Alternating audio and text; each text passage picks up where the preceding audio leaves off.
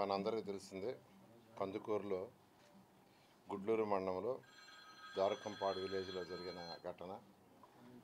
హరిశ్చంద్ర ప్రసాద్ అనే వ్యక్తి లక్ష్మణాయుడు అనే వ్యక్తిని యాక్చువల్గా చంపటం అది చాలా దారుణంగా జరిగింది. అంతేకాకుండా వాళ్ళిద్దరు బ్రదర్స్ కూడా యాక్చువల్గా వాళ్ళిద్దరు బ్రదర్ని కూడా చంపాలని ప్రయత్నిస్తే వాళ్ళు తప్పించుకున్నారు. అయినా వాళ్ళిద్దరు కూడా యాక్చువల్గా ఒకరికైతే వెన్నుపూస బాగా డ్యామేజ్ అయింది, దానికి సర్జరీ చేశారు. అయితే ఇటువంటి వాళ్ళిద్దరు ఫ్రెండ్సే అయినప్పటికీ చిన్న లావాదేవీలతో వచ్చిన ఘర్షణ ఇలా జరిగింది. నిజంగా ఇటువంటి ఇది కరెక్ట్ కాదు, ఇది హత్య యాక్చువల్గా ఇది చేయటం. దీని మీద ముఖ్యమంత్రి గారు స్పందించి వెంటనే దీని మీద యాక్షన్ తీసుకోమని పోలీస్ డిపార్ట్మెంట్కి ఇవ్వటం, పోలీస్ డిపార్ట్మెంట్ వాళ్ళు దాని మీద యాక్షన్ తీసుకొని అతను అరెస్ట్ చేయడం జరిగింది. దీని మీద ఎవరైతే చనిపోయారో వారు చనిపోయిన లక్ష్మణాయుడు యొక్క వైఫ్ సుజాత, ఆమెకిద్దరు పిల్లలు, 4 సంవత్సరాల పాప, 2 సంవత్సరాల పాప.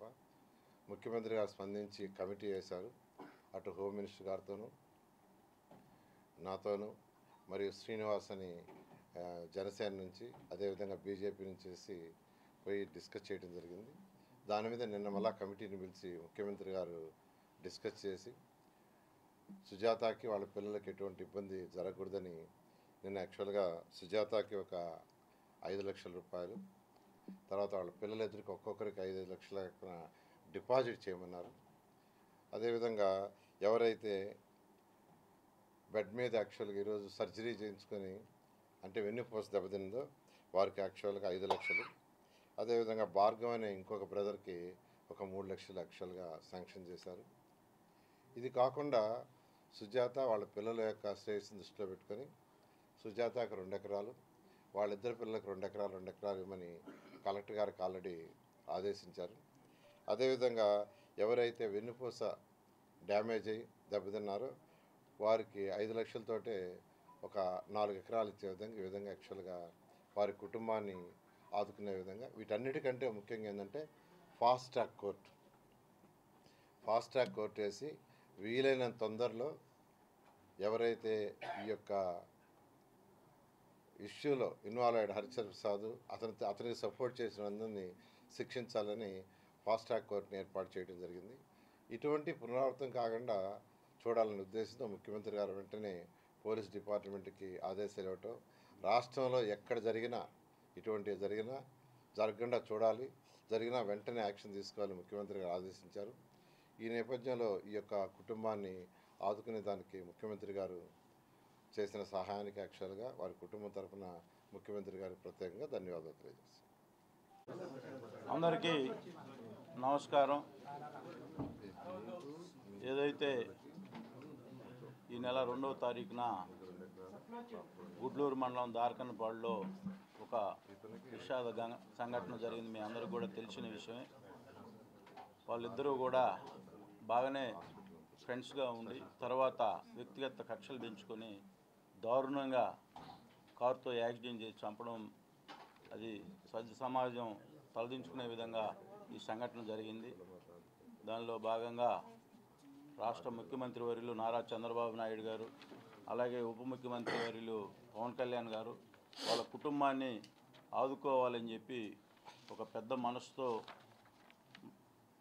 ఈ జరిగిన దుర్ఘటనకి హోమ్ మినిస్టర్ అనిత మేడం గారికి, అలాగే మన మున్సిపల్ శాఖ మంత్రులు నారాయణ గారిని, అలాగే బొలిశెట్టి శ్రీనివాస్ గారు ఎమ్మెల్యే గారిని ఒక కమిటీలాగా ఫామ్ చేసి జరిగిన దుర్ఘటన మీద ఒక నివేదికని సమర్పించి ప్రభుత్వానికి, దానిలో భాగంగా నిన్న ముఖ్యమంత్రి గారు అందరితో కూడా డిస్కషన్ చేసి వాళ్ళ ఫ్యామిలీని ఏ విధంగా ఆదుకోవాలనే దానిలో భాగంగా ఏవైతే సుజాత ఆ పాపకి, అలాగే వాళ్ళిద్దరు పాపలకు కూడా 5 లక్షల చొప్పున నగదు, అలాగే ముగ్గురికి కూడా ఒక్కొక్కరికి 2 ఎకరాలు, అంటే ముగ్గురికి 6 ఎకరాలు, అలాగే వాళ్ళ చనిపోయిన లక్ష్మీనాయుడు సోదరుడు ఎవరైతే ఉన్నాడో పవన్ నాయుడు, అతనికి కూడా వెనుపోస ఇబ్బందిగా ఉంది, మంచానికే పరిమితం అయ్యే పరిస్థితి ఉంది కాబట్టి ఆ యువకుడిని కూడా ఆదుకోవాలని చెప్పి ఆ యువకుడికి కూడా 4 ఎకరాల పొలం, అలాగే 5 lakhs అమౌంట్, హాస్పిటల్ ఎక్స్పెండిచర్ కూడా ఇవ్వడం జరిగింది.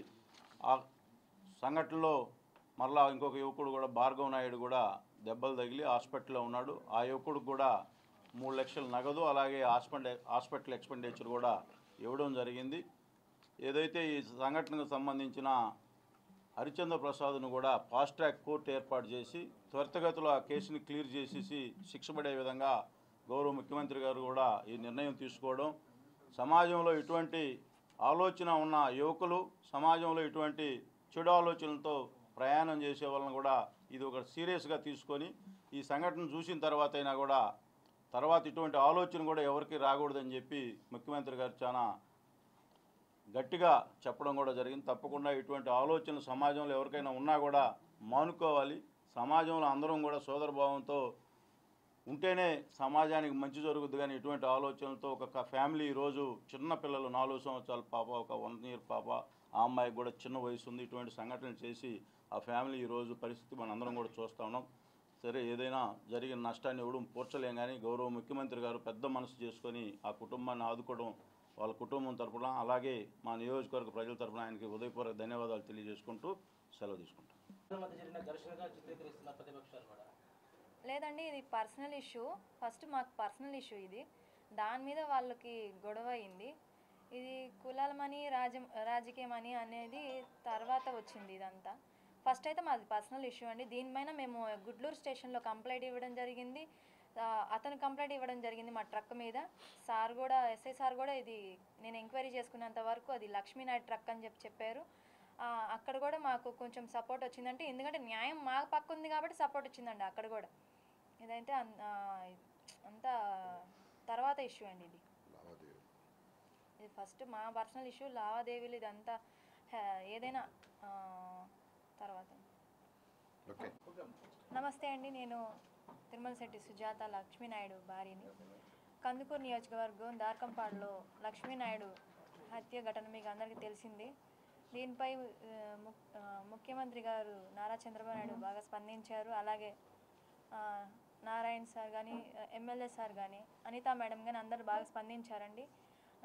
నేను కోరుకుంది ఒక్కటే, వాళ్ళందరినీ నాకు న్యాయం జరగాలి, అతనికి శిక్ష గట్టిగా పడాలి, నా బిడ్డలకి ఆదరువు, నన్ను రక్షణ కల్పించాలని కోరుకున్నాను. దీనిపై ఎమ్మడే 3 రోజుల్లో స్పందిస్తారని నేను అనుకోలేదండి.